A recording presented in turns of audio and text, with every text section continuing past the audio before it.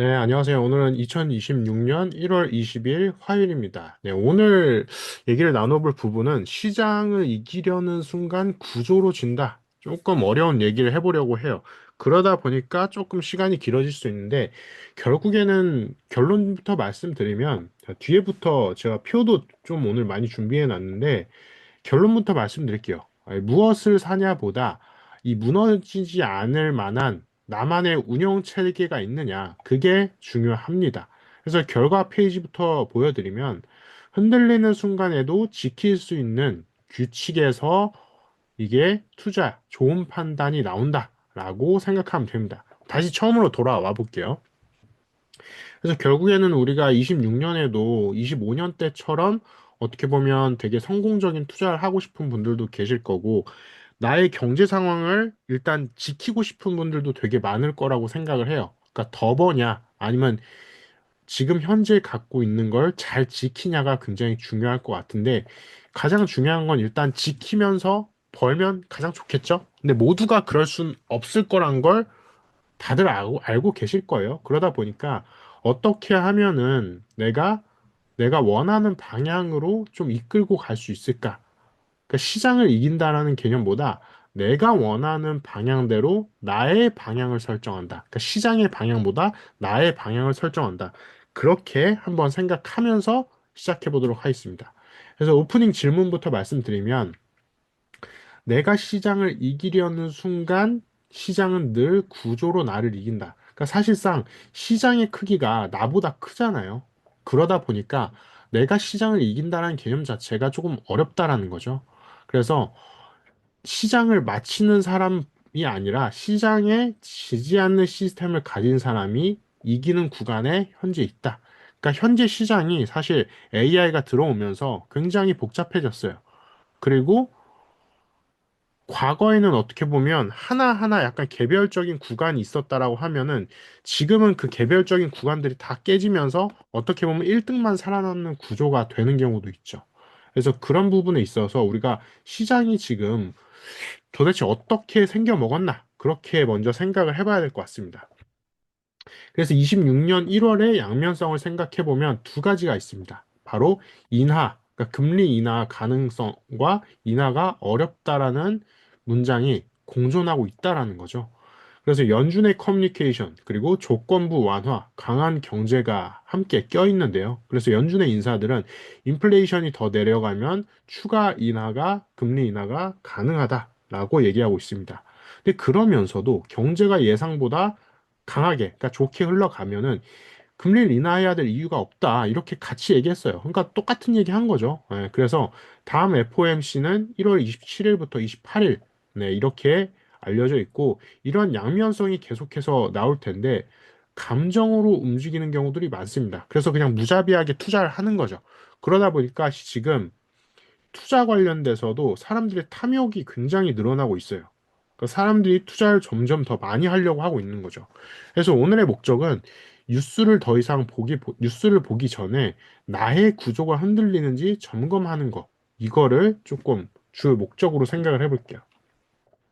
그래서 지금 시장의 본질 세 줄 요약을 해보면, 이익, 이익, 실적은 낙관적이에요.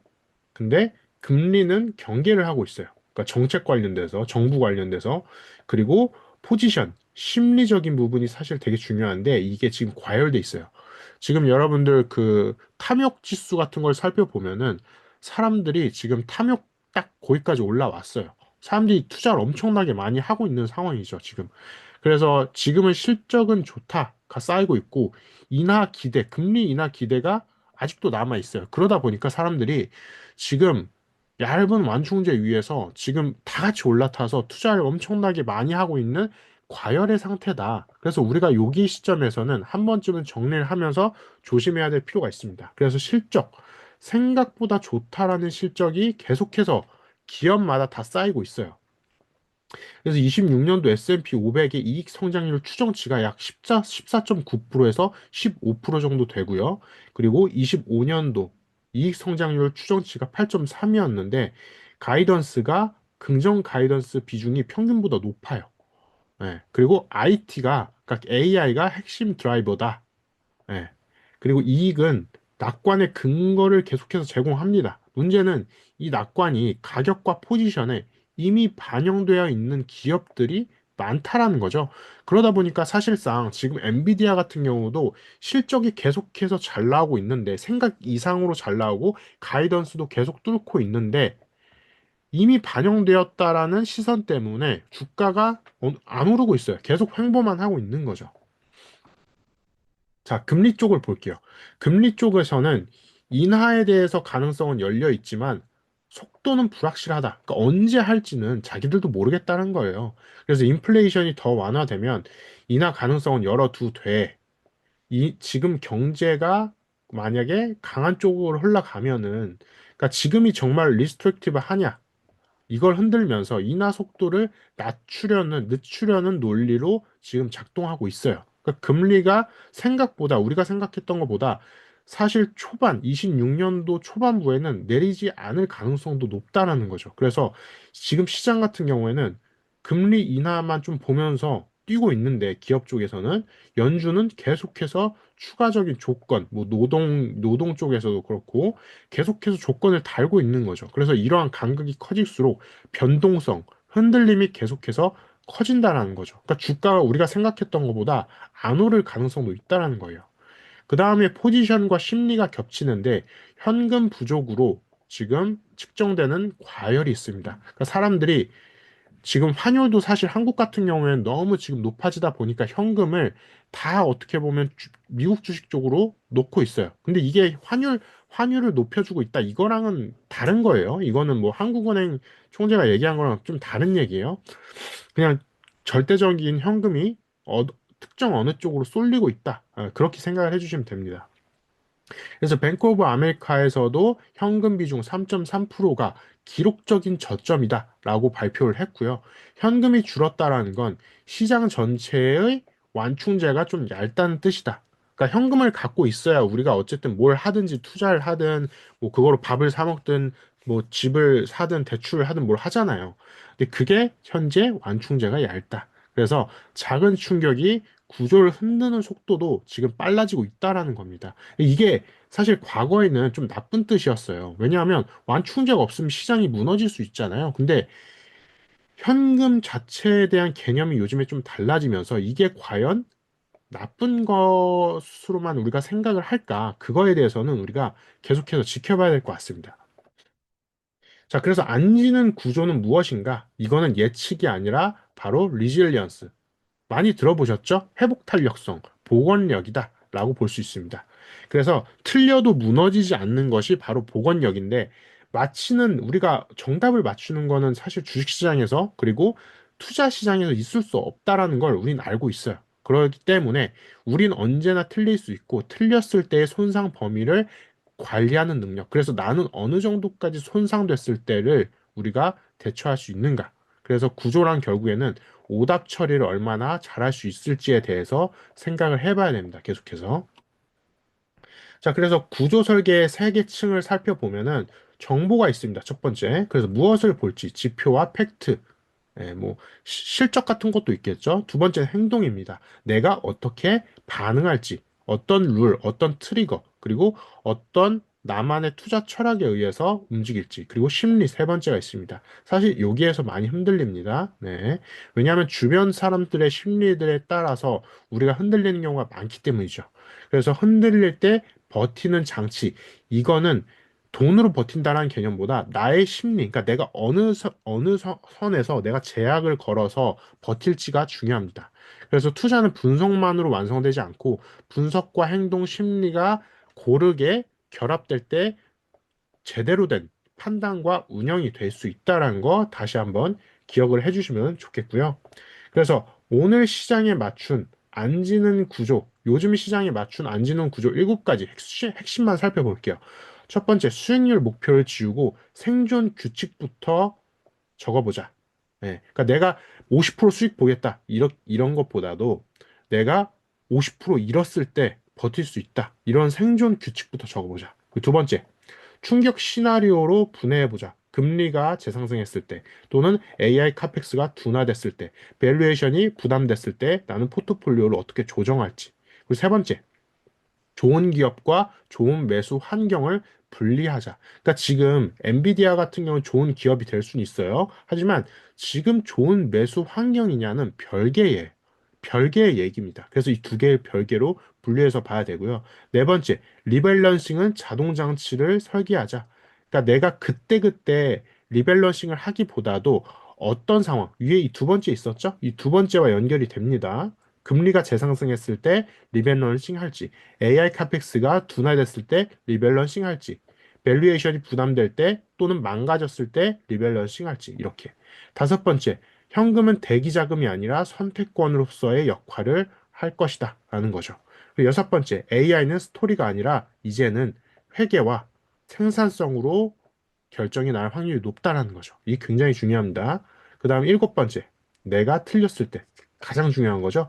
내가 틀렸을 때 무엇을 할지 미리 문서화를 하자. 그러니까 머릿속으로만 생각하는 건 사실 한계가 있습니다. 왜냐하면 갑자기 내가 추락을 했어요. 갑자기 내 어떻게 보면 포트폴리오가 추락을 했습니다. 근데 그때 심정적으로 흔들릴 확률이 높아요. 주변에서도 막 뉴스가 나오고 엄청나게 흔들릴 확률이 높아요. 근데 그때 나만의 기준, 이 세 가지 있었죠? 이거에 따라서 다시 한번 생각을 해보는 거죠. 그래서 지금 계속해서 뉴스에서도 얘기하는 게 좋은 실적에도 가격이 먼저 달린 구간이 지금 상당히 많다라는 거죠. 그리고 하이퍼스케일러 카펙스 성장률은 지금 둔화 가능하지만 26년도에도 투자 규모는 계속해서 커진다라는 거죠. 그래서 AI 인프라가 채택되고 생산성 국면으로 시선이 현재 이동하고 있습니다. 그래서 이거 일곱 가지는 예측이라는 개념보다 아까 말씀드렸던 회복 탄력성, 나만의 복원력을 만드는 굉장히 중요한 규칙이다라는 거. 그래서 이 규칙으로서 감정을 최대한 다스릴 수 있는 그러한 어떻게 보면 상황을, 나만의 경제 환경을 꾸며보는 거죠. 자, 그래서 결론 다시 말씀드리면 무엇을 살까가 아니라 무너져도 내가 다시 버틸 수 있는 운영 체계가 있는지. 그래서 시장은 우리의 전망이 아니라 우리의 구조, 우리의 규칙을 시험한다는 거. 그래서 좋은 판단은 예측이 아니라 흔들리는 순간에도 지킬 수 있는 나만의 규칙이 있느냐가 중요합니다. 그래서 현재 2026년 초에는 실적도 낙관적이고 정책이 경계되는 게 현재 공존하고 있습니다. 그래서 이런 상황에서 어떤 걸 마치기보다도 버티기가 좀 더 중요하다. 그래서 시장을 이길 수는 없어도 시장의 최소한의 지지 않을 구조를 설계를 해봐야 된다는 거. 자, 그래서 정리를 다시 한번 표로 해보면 이익과 금리, 포지션이 있었습니다. 이익은 상향, 근데 금리는 조건부 완화가 있었죠. 중간. 그리고 심리는 지금 과열되고 있습니다. 네. 그래서 이익 같은 경우에 좋다가 누적됐고 금리는 인하 가능성은 있지만 조건부다. 포지션은 지금 작은 충격이 크게 번질 수 있다라는 거 다시 한번 살펴봤고요. 자, 장기 투자자용 체크리스트, 운영 체크리스트를 좀 정리를 해보면 손상 한도, 최악의 하락에 나는 무엇을 중단할 것인가? 그리고 시나리오, 금리, AI, 실적 충격을 내가 분해했나? 그리고 리밸런싱, 인간이 아니라 룰이 실행하나? 그 다음에 현금 정의, 현금을 옵션으로 보나? 그 다음 AI 검증, 스토리가 아닌 손익과 실적과 생산성으로 잘 보고 있나? 이걸 봐야 됩니다. 자, 그 다음에 금리 유동성 구조. 이걸 살펴보면은 충격이 어디서 증폭되는가? 자, 금리 민감도와 자금 조달은 대형 은행에서 주로 충격이 증폭됩니다. 그 다음에 국채와 채권 시장에서는 거래와 청산, 마켓 메이킹이 연관되어 있습니다. 그리고 신용 스프레드 같은 경우에는 크레딧 노출 기업군이 있습니다. 그래서 금리보다 먼저 신용이 경고하는 경우들이 있습니다. 그래서 미국이 최근에 IMF가 한국에 대해서 경고를 했었죠. 그래서 이것도 우리가 주의 깊게 살펴봐야 되겠고요. 자, 그 다음 AI 카펙스 구조의 핵심입니다. 자, 투자가 과연 돈이 되는가? AI 카펙스의 핵심이죠. 그래서 하이퍼스케일러 같은 경우에는 카펙스 규모와 성장률, 그리고 둔화 시의 시장을 해석해야 되고요. 그 다음에 반도체와 인프라 공급망에서는 뭐 물론 GPU 메모리 네트워크 기업이 있겠지만 인프라 지출이 매출에서 현금 흐름으로 연결되는지 살펴봐야 됩니다. 그다음 소프트웨어와 생산성 여기에서는 뭐 B2B 엔터프라이즈 소프트웨어가 있겠지만 채택 효율이 실제 손익으로 찍히는 구간에서 주도권을 잡을 수 있다라는 거. 이렇게 우리가 구분해서 살펴봐야 되겠습니다.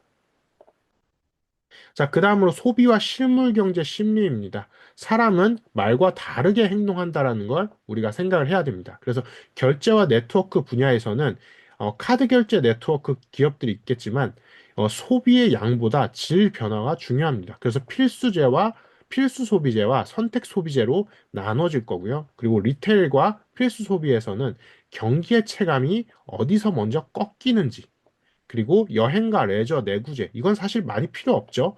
그래서 선택 소비에 해당하고요. 낙관이 유지될 때 이 여행에 사람들이 많이 가게 되겠죠. 근데 다운시프트가 시작되면은 사람들이 여행을 안 가기 시작합니다. 그리고 옷을 안 사기 시작해요. 이런 내구재 같은 거, 그리고 차 같은 것도 잘 안 삽니다. 전기차 판매 안 되겠죠? 이런 것처럼 사실상 이렇게 위로 흘러가는 걸 우리가 볼 수가 있어요. 자, 그래서 여기까지 해서 우리가 오늘 정말 중요한 내용을 빠르게 봤습니다만 다시 한번 여러분들 어떻게 보면 되돌아보면서 저 같은 경우도 계속해서 되돌아보면서 볼 텐데 우리가 26년에도 미국 증시에서 좀 버티는 시스템을 한번 만들어 보셨으면 좋겠고요. 다시 강조 드리는 것처럼 이 일곱 가지를 다시 한번 보시면서 내가 어떻게 해야지 생존할 수 있고 내가 틀렸을 때 무엇을 할지 다시 한번 기억하시면서 나만의 버티는 구조를 잘 만들어 보셨으면 좋겠습니다. 여기까지 미니버핏 랩이었고요. 오늘도 함께 얘기를 나눌 수 있어서 감사합니다.